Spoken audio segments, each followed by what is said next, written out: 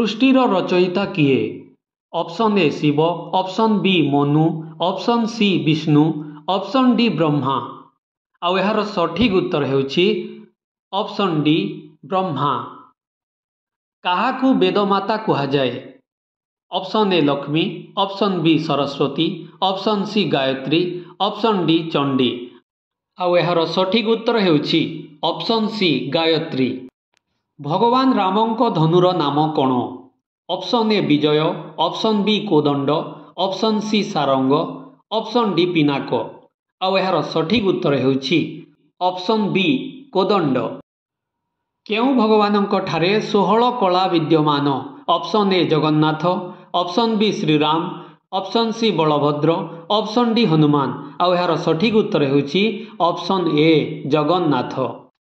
ଦେବତାମାନଙ୍କ ଗୁରୁଙ୍କ ନାମ କ'ଣ? Option A Bhrigu, option B Vashishtha, option C Brihaspati, option D Parshuram. ଆଉ ଏହାର ସଠିକ୍ ଉତ୍ତର ହେଉଛି ଅପସନ୍ ସି ବୃହସ୍ପତି। ଋଷି ବଶିଷ୍ଠଙ୍କ ପତ୍ନୀଙ୍କ ନାମ କ'ଣ? Option A Anusuya, option B Aditi, option C Arundhati, option D Ahalya. ଆଉ ଏହାର ସଠିକ୍ ଉତ୍ତର ହେଉଛି ଅପସନ୍ ସି ଅରୁନ୍ଧତୀ। ମହାସତୀ ସାବିତ୍ରୀଙ୍କ ପିତାଙ୍କ ନାମ କ'ଣ ଥିଲା? Option A Ashwasen, option B Ashwapati, option C Surasen, option D Vikramaditya. ଆଉ ଏହାର ସଠିକ୍ ଉତ୍ତର ହେଉଛି ଅପସନ୍ ବି ଅଶ୍ୱପତି। ଅଷ୍ଟାଦଶ ପୁରାଣ କିଏ ରଚନା କରିଛନ୍ତି? Option A Maharshi Valmiki, option B Maharshi Vyasa, option C Maharshi Garg, option D Maharshi Narada. ଆଉ ଏହାର ସଠିକ୍ ଉତ୍ତର ହେଉଛି ଅପସନ୍ ବି ମହର୍ଷି ବ୍ୟାସ। ଗାୟତ୍ରୀ ମନ୍ତ୍ର କେଉଁ ବେଦରୁ ଉଦ୍ଧାର କରାଯାଇଛି? Option A Atharvaveda, option B Rigveda, option C Samaveda, option D Yajurveda. ଆଉ ଏହାର ସଠିକ୍ ଉତ୍ତର ହେଉଛି ଅପସନ୍ ବି ଋଗ୍ବେଦ। ଦେବତାମାନଙ୍କ କୋଷାଧ୍ୟକ୍ଷ କାହାକୁ କୁହାଯାଏ?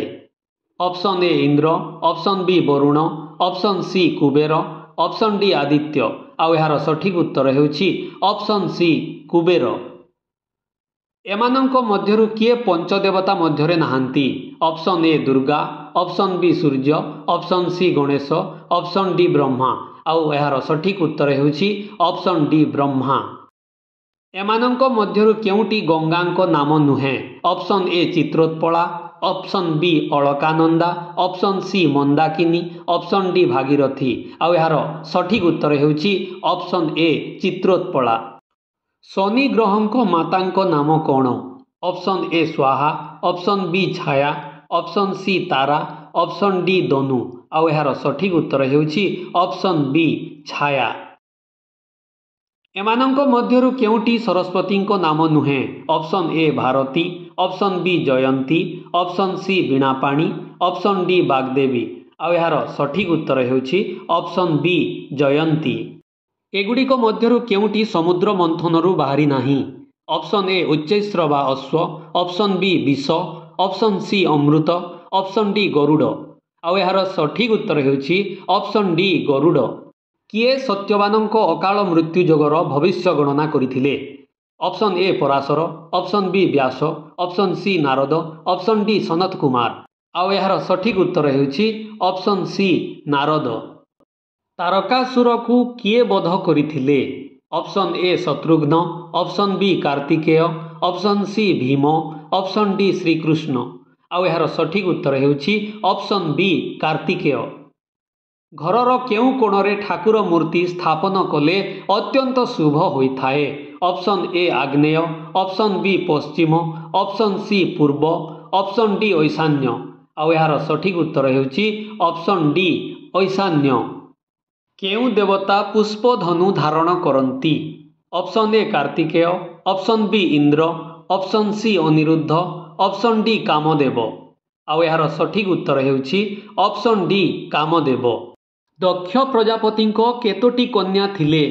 ଅପସନ୍ ଏ 19ଟି, ଅପସନ୍ ବି 27ଟି, ଅପସନ୍ ସି 21ଟି, ଅପସନ୍ ଡି 28ଟି। ଆଉ ଏହାର ସଠିକ୍ ଉତ୍ତର ହେଉଛି ଅପସନ୍ ବି 27ଟି। ବର୍ତ୍ତମାନ ଆପଣମାନଙ୍କ ପାଇଁ ରହିଛି ଗୋଟିଏ କମ୍ପିଟିସନ୍। ହଁ ଆଜ୍ଞା, ଏବେ ଆପଣମାନଙ୍କ ପାଇଁ ଗୋଟିଏ ପ୍ରଶ୍ନ। ଆମର ଯେଉଁ ଦର୍ଶକ ଏହି ପ୍ରଶ୍ନର ସଠିକ୍ ଉତ୍ତର କମେଣ୍ଟ ବକ୍ସରେ ଲେଖିବେ, ଆଗାମୀ ଭିଡ଼ିଓରେ ତାଙ୍କର ନାମ ଓ ଠିକଣା ପ୍ରକାଶ କରାଯିବ। आपण माने चिंता करंतु नहीं, आपणक कमेंट्स गुड़िक केही देखि पारिबे नहीं। प्रश्नटी हेला अर्जुन केतोटी स्त्री को विवाह करिथिले। प्रश्नटी को आउ थरे सुनि नियंतु। अर्जुन केतोटी स्त्री को विवाह करिथिले? ऑप्शन ए 2टी, ऑप्शन बी 3टी, ऑप्शन सी 4टी, ऑप्शन डी 5टी। एही प्रश्नर उत्तर को आपण माने जेते शीघ्र पारुछंती कमेंट बॉक्स रे पोस्ट कर दियंतु। तेबे आजिर वीडियो रो विदाय नेउछि मु अनंग त्रिपाठी। नमस्कार।